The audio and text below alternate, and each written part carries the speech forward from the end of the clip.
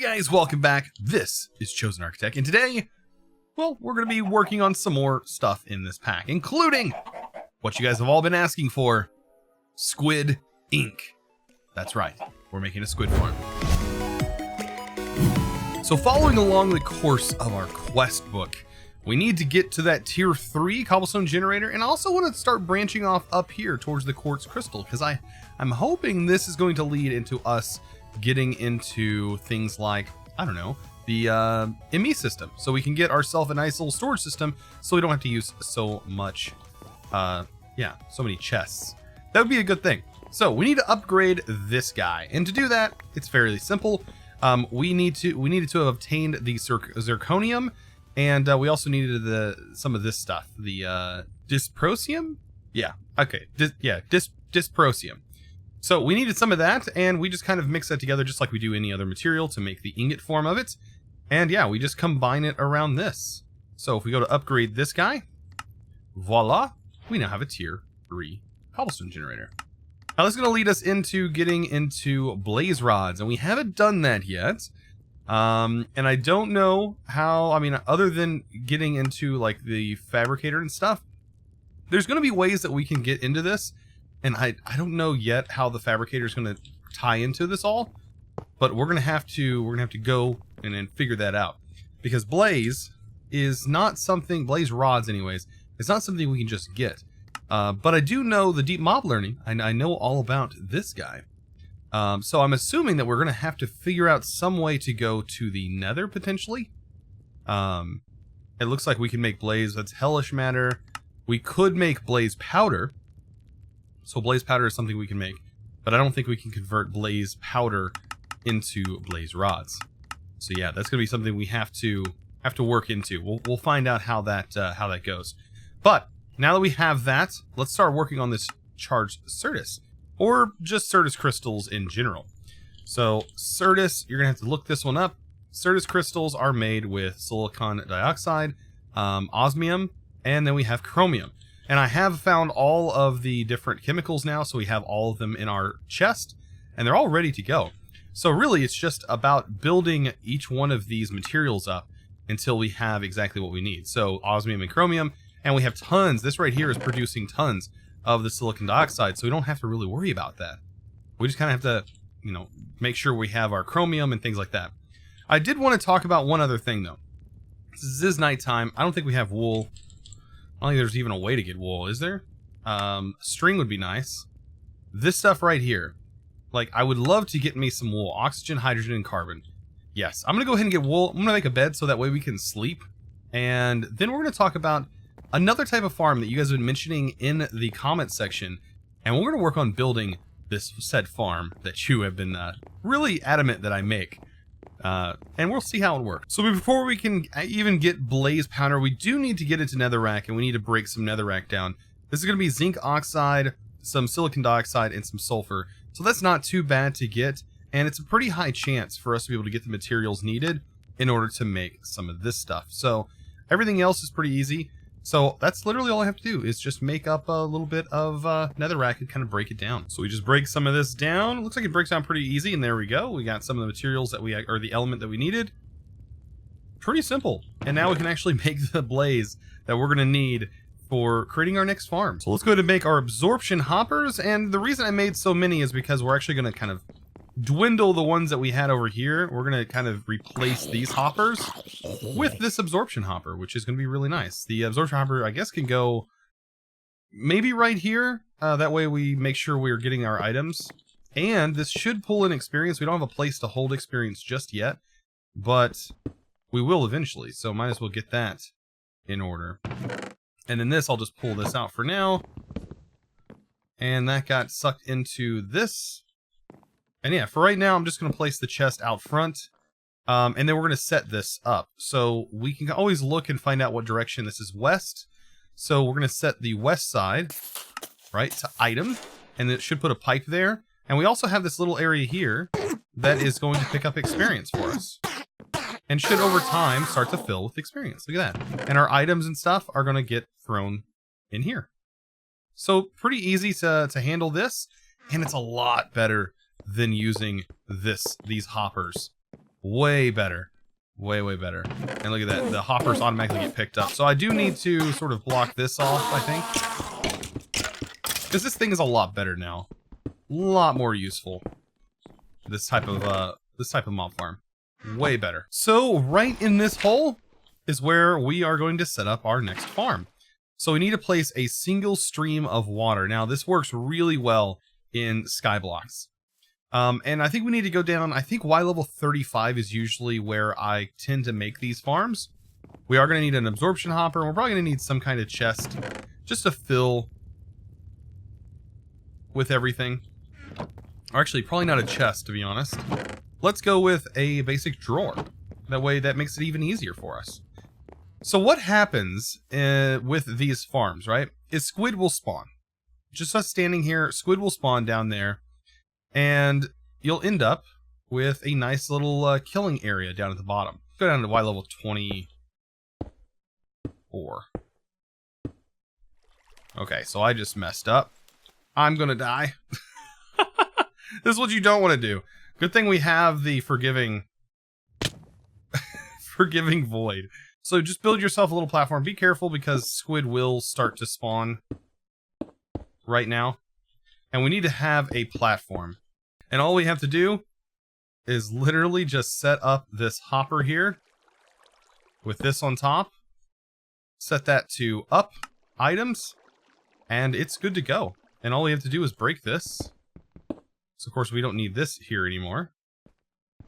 And yeah, I'm just going to ride the column up and continue breaking, and we should get squid spawning. So as we wait for some more materials to kind of show up down there, we're just kind of waiting for some Squid Ink. I really want to see how many actually spawn. And if they do spawn from this area, we might have to kind of wait down there. I don't know. I kind of want to see. You guys said that it does produce quite a bit of EMC, so I'm kind of interested to see how that's going to turn out. But we do need to make a few things. In our quest book here, we have lapis and we have the manufactory. And then we also have this branch up here. This is kind of the only branches besides this one that I see. Of course, the obsidian furnace as well. But the manufactory is normally used to crush up things, and it can convert a few things, like, I don't know, like zombie flesh into leather and things like that. But we also need lapis as well, so I'm almost wondering if there's something going to branch off from lapis. And lapis is not too hard. It's literally just another chemical that we have to, or another thing that we have to bind in the combiner. And so yeah, let's make some lapis. Just throw it all together. Look at that. That gives us pretty much all the lapis we could probably want for right now. Grab that. Look at there. Oh yeah, some things do open up. Ah, I knew it. The simulation chamber. Deep mob learning is really, really good. So yes, deep mob learning is something we're going to get into. This does require a bit of power though. So that's going to be kind of interesting to see how that works. You'll want to make a wither skeleton spawn egg to start making hellish matter. Ah, so that's how we're going to get the nether materials. And that's going to end up producing some other things. Simulation chamber is going to be very handy then. So we also need to make the manufactory. So I'm going to go ahead and make the manufactory. It literally just requires some of the base materials that we've already made. Like this, like pistons, and we need lead ingots and things like that, and some copper ingots. All things that we have access to and can easily make. But first, let's go ahead and check on our squid. We're going to see if we have some squid ink and see what that can turn into. So I would say it's working pretty well. We have 28 squid ink from that. And that's just for me sitting here for a really short period of time. I really haven't been doing much. Just kind of minding my own business. So I guess if we check here every now and then, we'll probably have quite a bit of squid ink. Which apparently is good, because you guys said it's like 30-something thousand EMC maybe per squid ink, which sounds ridiculous to me. But I mean, if that's the case, that's really awesome. By the way, we got a pig to spawn. That's what this whole area is all about. This, you must have spawned from up here as well. Anyways, let's see what this actually breaks down into. So, this will make, titanium oxide. And titanium oxide breaks down into titanium and oxygen. I mean, not bad. That's quite a bit, though. Is that per? 4 per. So 4 per on this. And then that breaks down. That's about 4,000 or so EMC per squid ink. I mean, that's pretty decent. Like, how can I complain about that? Like, that's really good, actually. Pretty good. Look at that. Oh, man. Yeah, that does get us quite a bit of EMC. I'm not going to lie. We're in the 30,000s on that. Oof. Yeah, look at all that titanium. That was just from a little bit. Like, that's... Whoa. That's a lot. Look at that. Whoa. So yeah, that is definitely worth it. I would definitely say that is well worth it. My goodness. Very well worth it. So there's our manufactory, which completes a quest, and that talks about graphite. It's repeatable, I guess, to convert stuff over for money. We also unlock neon and uranium in the shop, which is good. I wonder if that's going to be the only way you can get it is in the shop. I bet we can make it. I bet we can make it somehow. So I should be able to throw this next to something that generates a bit of power. And of course, feed it some power. It'll build up. And I think that these work in a way where the lower the power, the slower they are. You see the power multiplier there. That is definitely a thing, and I think it goes higher the more things we get. And also we do have some upgrades for this, which is really nice. Really nice. So we'll be using that later on. I want to really focus on the simulation chamber. So I know this is kind of... Making these can be kind of cumbersome. So we have everything needed. We have a little bit of redstone. We're probably going to need more. Because to make a soot-covered plate, we need the soot-covered redstone. Right? And it says take a coal block and you right-click redstone on it. It's going to get us 8 soot-covered plates, which is actually just enough for what we're going to be needing today, just to get the basic simulation chamber. So to do that, we should just need 1, right?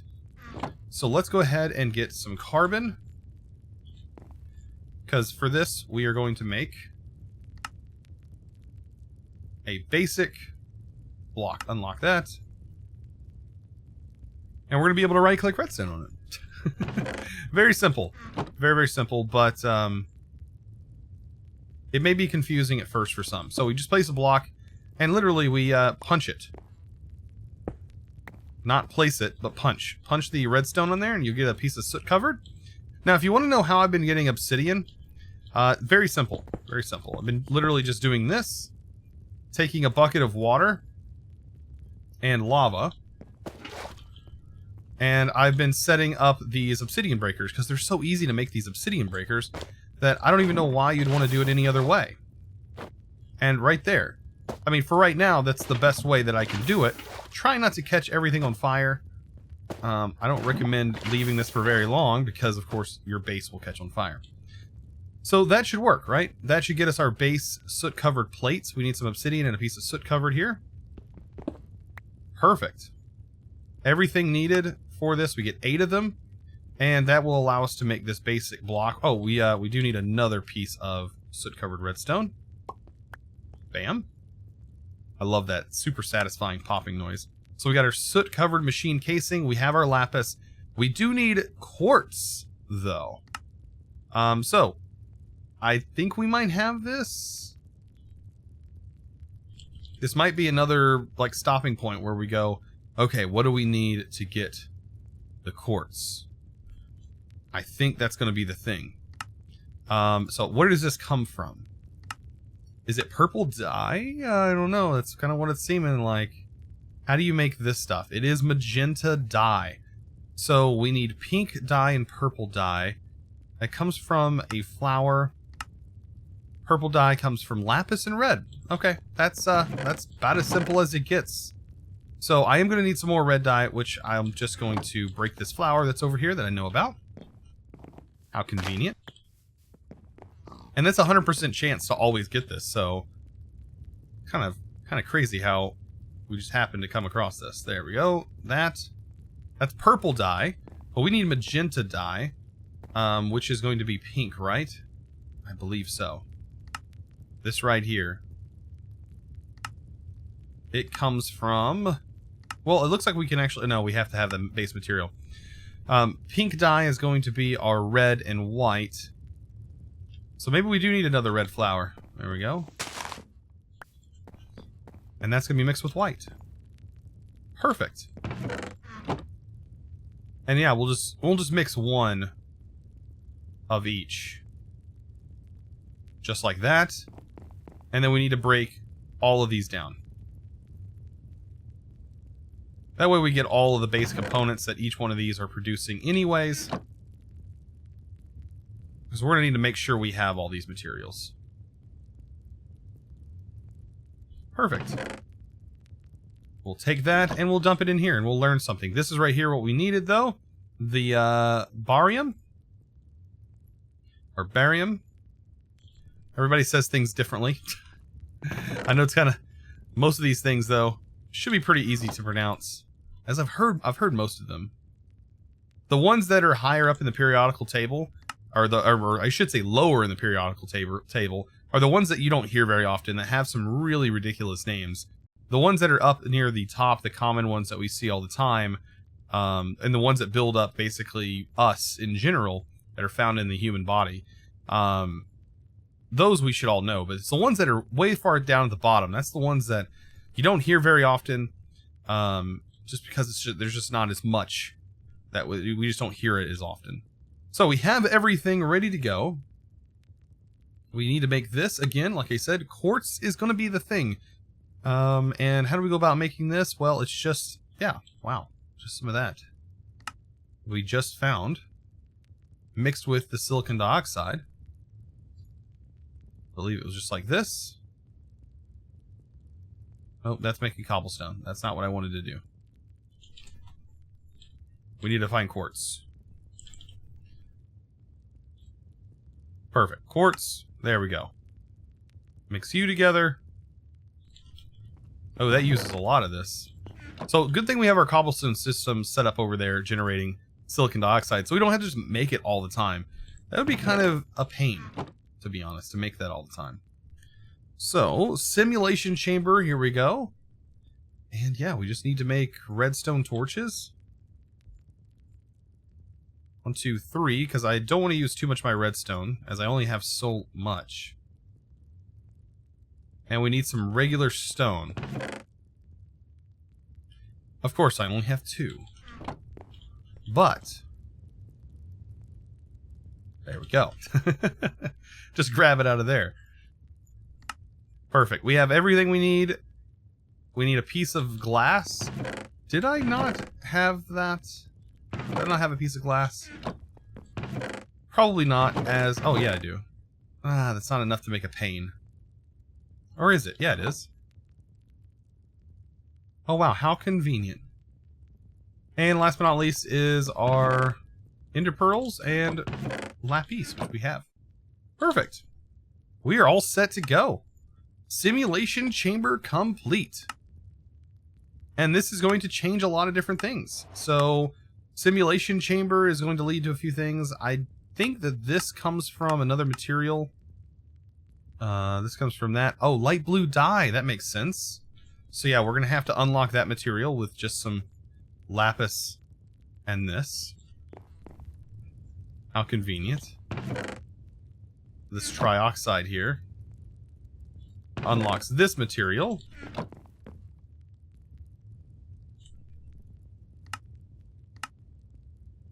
Perfect. And yeah, there are, by the way, there are other materials, or other crafters that we can, crafting tables that we can use. We do have the crafting table that is from, let's see, table. We do have the stone transmutation table, which is actually pretty easy to set up.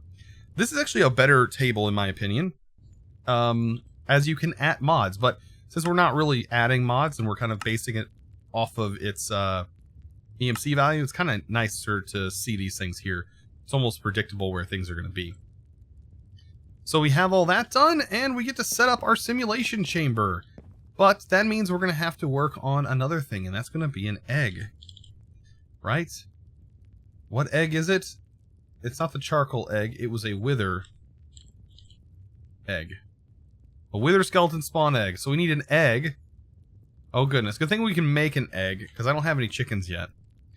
And we needed polluted earth to make a wither skeleton. not too bad. So let's learn how the simulation chamber. So I went ahead and got the loot fabricator done, because that is going to be the second part of everything. And now we can really focus on how to use both of these machines. I'm going to go ahead and place this here for right now, just so we can build up some extra power. I hope it doesn't drain all the power from our main system here, because we are going to need that. Which is, yeah, going to be kind of...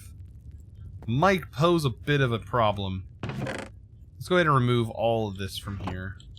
It looks like it's still keeping up with all the power. So, what we need to do is we need to get that wither skeleton going.